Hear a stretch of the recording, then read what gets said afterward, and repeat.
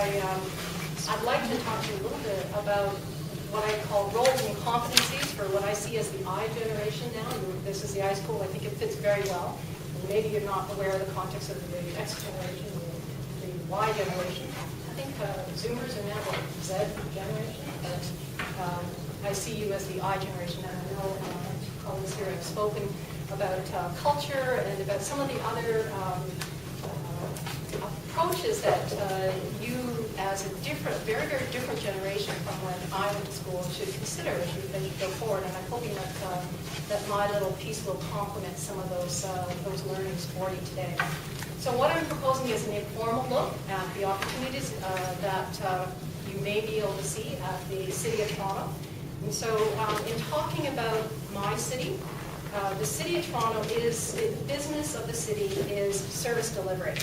And that means that we have, for example, about 40 different lines of business. Everything from, we run TTC, so transit, we maintain roads, we offer child services, care, we do some of the internal services that never make are not citizen facing, like we have legal services, audit services, IT services, records management services. So we have a number of different businesses which could afford opportunities for you when you graduate. Because there are so many different lines of businesses, we have very many cultures also.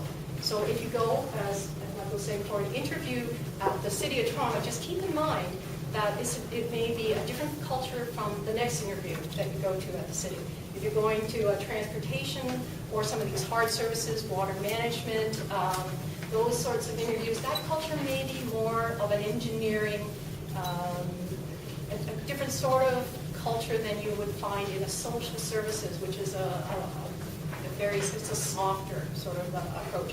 You may find that the area that you are being interviewed for has a very small team, which may be a very nimble, more innovative team that approach than if you were applying for one of the enterprise or corporate areas, like a legal, which you imagine is going to be pretty conservative in a municipal government sector. Central IT tends to be very bureaucratic and not as nimble as, say, a small health unit. So keep that sort of thing in mind when you're trying to assess the cultural fit between your personality and interests and the area that you come to at the city. In terms of positions of the city, we have permanent employees, temporary employees, contract employees. We also have professional services that we engage, like IBM Professional Services, that we would bring in on an engagement to help us give us direction on a strategy for document management, for example. So there's different ways that you can enter the city also.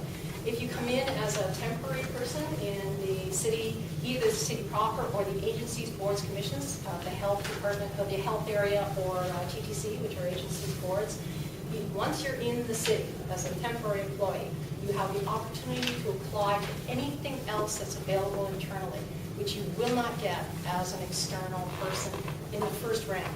And that's because we're a union shop also. So that's another thing to keep in mind, because we have to adhere to collective agreements, and the idea is that you give your first opportunity internally where possible. So that's another thing to keep in mind. So you may find that you accept a position which isn't quite the fit you're looking for your next couple of career move opportunities, but it may be something where you can grow into more of that role and then take on another opportunity, take advantage of an internal opportunity elsewhere. So something to keep in mind. We have 25,000 staff, so it is a very, very big organization and can accommodate multiple types of cultures, as I indicated.